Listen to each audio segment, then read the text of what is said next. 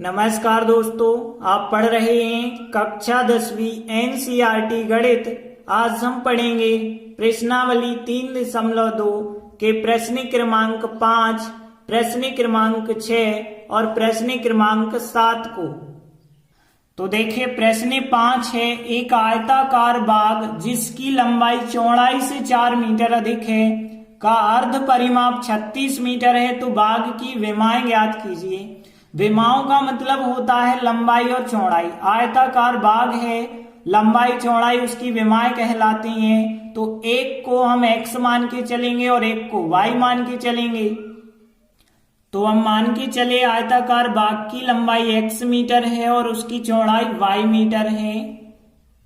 अब देखिए, प्रश्नानुसार क्या कहा गया है, लंबाई चौड़ाई से 4 मीटर अधिक है। तो हम क्या लिखेंगे, लंबाई जो है चौड़ाई से 4 अधिक है, तो चौड़ाई में 4 हमें प्लस करना पड़ेगा। अब लंबाई हमने x माना है तो x रख देंगे, चौड़ाई y माना है तो y रखेंगे, प्लस 4 करेंगे और आगे हम पक्षांतर कर लेंगे तो x माइनस वाई बराबर 4 बन जाएगा, समीकरण नंबर 1। आगे प्रश्न पढ़ेंगे तो जो आयताकार बाग है उसका अर्ध परिमाप 36 है। तो देखिए, अर्ध परिमाप 36 है। अर्ध परिमाप कहलाता है लंबाई और चौड़ाई का योगफल कहलाता है। तो लंबाई और चौड़ाई का योगफल हमें 36 दिया गया है। ये हो गया समीकरण नंबर 2। अब देखिए, यहाँ दो समीकरण जो बने हैं, इन दोनों समीकरण को अब हम हल करेंगे। अभी तक हमने केवल ग्राफ वाली विधि पढ़ी है, तो ग्राफ वाली विधि से हल करते आ रहे हैं। लेकिन आगे जब हम पढ़ेंगे प्रतिस्थापन, विलोपन, वज्र गुणन विधि, तो आप किसी भी विधि का इस्तेमाल कर सकते हैं इस सवाल में। तो देखिए, इसे हम विलोपन विधि से हल करना बताते हैं। तो देखिए, विलोपन विधि में क्या करते हैं, आपके पास दो समीकरण होते हैं। ये रहा पहला समीकरण हमारा और ये रहा हमारा दूसरा समीकरण। और फिर हम क्या करते हैं, दोनों समीकरण को यदि विलोपन विधि से हल करना है तो हम चेक करते हैं कि x के गुणांक समान हैं या y के गुणांक समान हैं। एक किसी के समान होने चाहिए। यहाँ तो दोनों के समान, x का भी एक, y का एक और y का एक है। तो यहाँ पे आप जब x और y दोनों के समान हैं तो या तो आप जोड़ दो या घटा दो। तो जैसे हम इनको जोड़ देते हैं दोनों समीकरणों को, तो हमने लिखा यहाँ पे जोड़ने पर। अब जब जोड़ेंगे तो एक x और एक x जोड़ेंगे, 2x हो जाएगा। माइनस वाई प्लस के y कट गए होंगे तो इनको हम नहीं लिख रहे हैं। 4 और 36 को जोड़ेंगे, 40 हो जाएंगे। 2x बराबर 40, तो x बराबर 40/2 आएगा और 40/2 मतलब x का मान कितना आ गया है, 20 आ जाएगा। अब जो x का मान आया है, अब हमें y का मान तो चाहिए, तो इस x के मान को हम समीकरण 1 या 2 किसी में भी जाके रख सकते हैं। तो x का मान हम समीकरण 2 में रख के बता रहे हैं। तो देखिए, x की जगह पे कितना लिखना है, हमें 20 लिखना है, प्लस यहाँ पे y था तो हमने y लिखा, बराबर है 36। और यहां से देखेंगे तो y बराबर 36, 20 का पक्षांतर कर देंगे तो 20 माइनस के हो जाएंगे और y बराबर हमें कितना मिल जाएगा, 16 मिल जाएगा। घटा देना 20 को तो यहाँ 16 आ जाएंगे, तो y का मान 16 आ गया। अब हमसे पूछा गया था कि बाग की विमाएं बताइए। तो विमाएं मतलब लंबाई 20 मीटर हो गई और चौड़ाई 16 मीटर हो गई। तो देखिए, हमने लिखा आता है आयताकार बाग की लंबाई x बराबर 20 मीटर तथा उसकी चौड़ाई y बराबर 16 मीटर। इस प्रकार से आंसर हो जाएगा। इसके बाद अगला 6वां प्रश्न है, एक रैखिक समीकरण हमें दिया गया है। अब हमें एक और 2 चर वाला समीकरण बनाना है और वो इस प्रकार से बनाना है ताकि ये समीकरण और जो हमें बनाना है वो वाला समीकरण, इन दोनों का युग्म जो है प्रतिच्छेदी रेखाएं प्रदर्शित करे और इन दोनों का युग्म समांतर रेखाएं प्रदर्शित करे और समपाती रेखाएं प्रदर्शित करे। तो प्रतिच्छेदी के लिए अलग समीकरण बनेगा, समांतर के लिए अलग बनेगा और समपाती के लिए अलग बनेगा। तो देखिए यहाँ रैखिक समीकरण जो दिया गया है वो हमने लिखा। अब पहली सवाल में हमें प्रतिच्छेदी रेखाएं बतानी है। तो आपको पता होगा प्रतिच्छेदी रेखाएं कब होती हैं, जब a1 बटे a2 b1 बटे b2 के बराबर ना हो। तो देखिए यहाँ पे a1 b1 ये हो गए। अब हमें दूसरा जो समीकरण बनाना है उसमें a2 और b2 इस प्रकार से निर्धारित करने हैं कि a1 बटे a2 b1 बटे b2 के बराबर ना हो। जैसे हमने यहाँ पे लिख दिया 3x प्लस यहाँ पे 4y लिख दिया माइनस 10 बराबर 0। अब आप देखेंगे a1 बटे a2 2 बटे 3, b1 बटे b2 3 बटे 4, ये दोनों बिल्कुल बराबर नहीं होंगे। तो इसका मतलब है ये वाला जो समीकरण होगा इसके साथ प्रतिच्छेदी रेखाएं बनाता होगा। ऐसे अनेक संभावित उत्तर हो सकते हैं, जरूरी नहीं है कि आप यही उत्तर लिखें, और भी कई ऑप्शन है। 3-4 की जगह आप कोई भी संख्याएं ले सकते हैं। इसके बाद देखिए दूसरे सवाल में समांतर रेखाएं हमें चाहिए। समांतर रेखाएं कब होती हैं आपको पता होगा, जब a1 बटे a2 b1 बटे b2 के बराबर हो जाए लेकिन c1 बटे c2 बराबर ना हो। तो ध्यान देना a1 a2 b1 b2 तो बराबर चाहिए लेकिन c1 c2 बराबर नहीं चाहिए। जैसे हमने क्या किया, यहाँ 2 का दुगना 4 ले लिया और यहाँ 3 का दुगना 6 ले लिया। मतलब यहाँ a1 बटे a2 करेंगे तो 2 बटे 4 कट के 1 बटे 2, 3 बटे 6 करेंगे कट के 1 बटे 2। लेकिन यहाँ हम 8 बटे 16 नहीं ले सकते क्योंकि तीनों बराबर नहीं चाहिए, हमें केवल 2 बराबर चाहिए। तो यहाँ पे जैसे हमने 9 लिख दिया तो ये तो 1 बटे 2 आएंगे, ये भी 1 बटे 2, लेकिन ये 8 बटे 9 आएंगे। तो 2 चीजें बराबर होंगी, तीसरी तो बराबर नहीं हो पाएगी। इसका मतलब है ये वाला समीकरण इस वाले समीकरण के साथ समांतर रेखाएं प्रदर्शित करेगा। इसके भी अनेक उत्तर हो सकते हैं, जिनमें से हमने एक ये उत्तर लिखा। आप कुछ भी यहाँ पे संख्याएं ले सकते हैं। अब देखिए तीसरे सवाल में हमें समपाती रेखाएं बतानी हैं। समपाती रेखाएं कब होती हैं, जब तीनों बराबर हों। अभी हमने लिखा है जब 2 चीजें बराबर हैं, तीसरी बराबर नहीं है तो समांतर रेखाएं।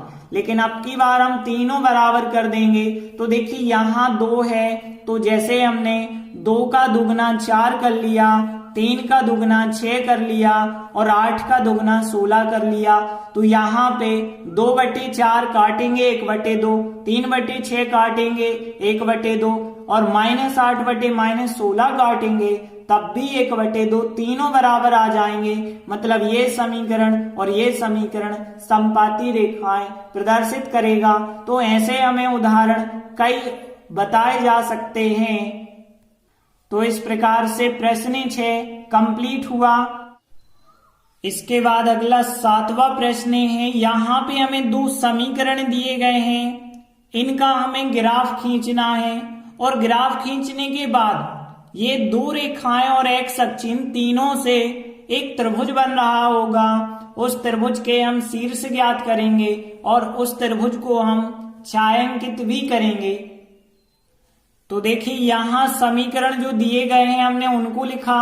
अब देखिए बराबर में 0 पहले से बना है तो कोई पक्षांतर नहीं करना। ये हो गया पहला समीकरण, ये हो गया दूसरा समीकरण। अब देखिए सवाल में हमें ये नहीं बताना है कि रेखाएं समांतर हैं, प्रतिच्छेदी हैं या संपाती हैं, संगत है या असंगत है, इसके बारे में कुछ नहीं बताना। सीधा हमें ग्राफ खींचना है। तो सीधा हम पहला समीकरण लेंगे उसकी टेबल बनाएंगे, दूसरा समीकरण लेंगे उसकी टेबल बनाएंगे, फिर हम ग्राफ बना देंगे। तो देखिए हमने पहला समीकरण लिया। अब यहां से y का मान निकालना है। तो देखिए y को आप इसी तरफ रखिए, x उस तरफ जाएगा माइनस का, 1 उस तरफ जाएगा वो भी माइनस का, लेकिन माइनस y नहीं होना चाहिए, प्लस का y होना चाहिए।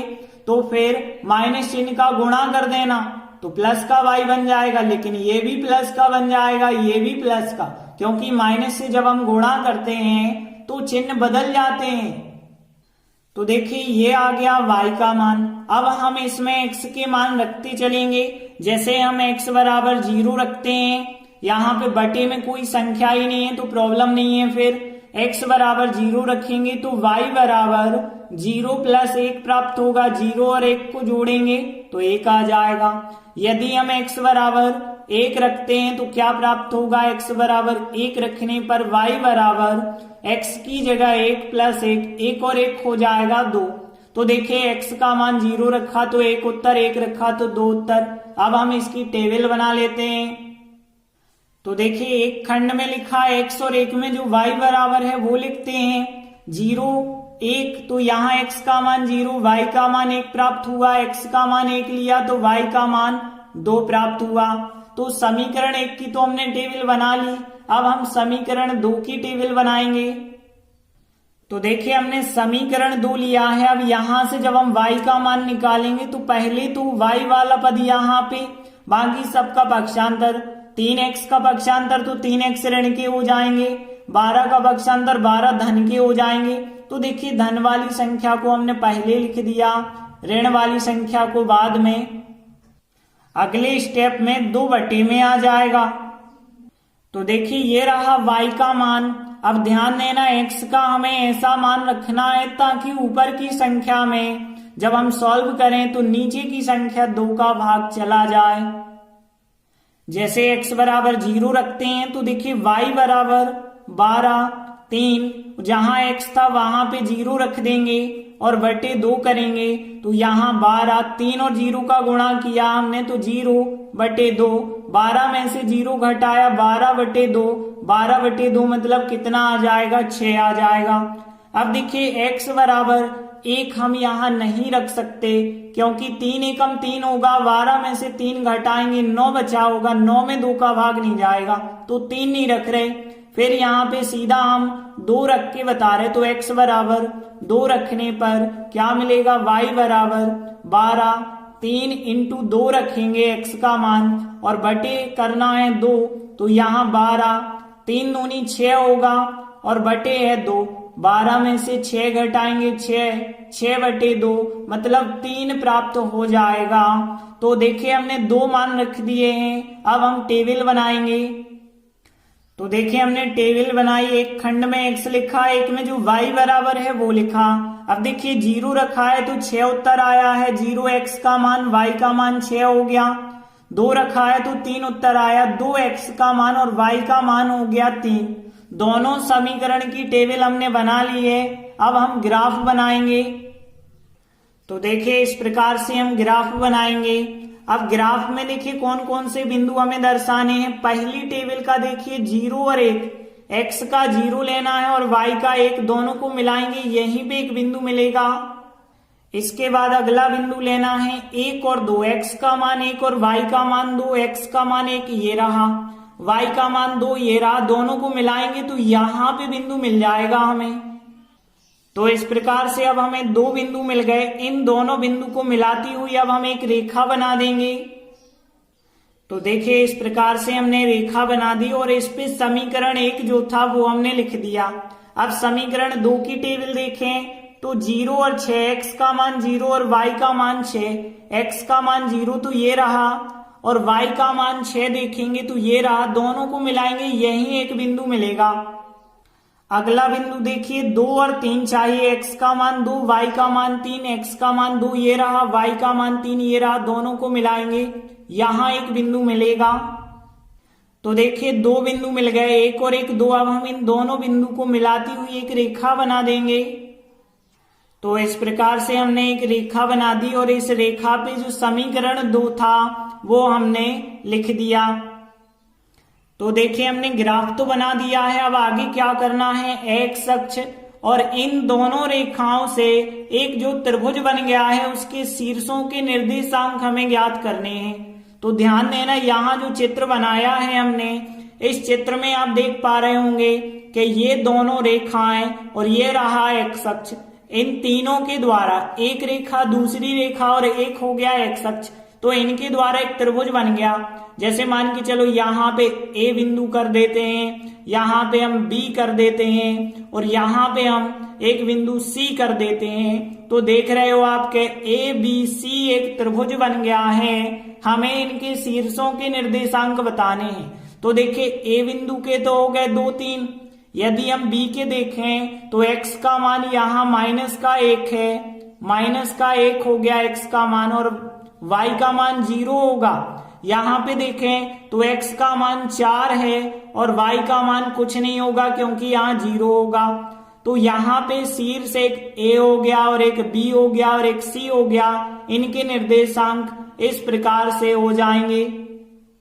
तो देखिए हमने लिखा यहाँ x अक्ष और इन रेखाओं मतलब जो समीकरण 1 और 2 हैं उनसे बना त्रिभुज कौन सा है, ABC है। और शीर्षों के निर्देशांक देखिए A बिंदु 2 3 है, B बिंदु -1 0 है और C बिंदु 4 0 है। ये कहलाते हैं शीर्षों के निर्देशांक, जो कि आपको इस चित्र में समझ आ गए। A बिंदु हो गया, B हो गया, C हो गया। इसके बाद हमें क्या करना था, जो त्रिभुज बना है, जो त्रिभुजाकार पटल है उसे छायांकित करना है।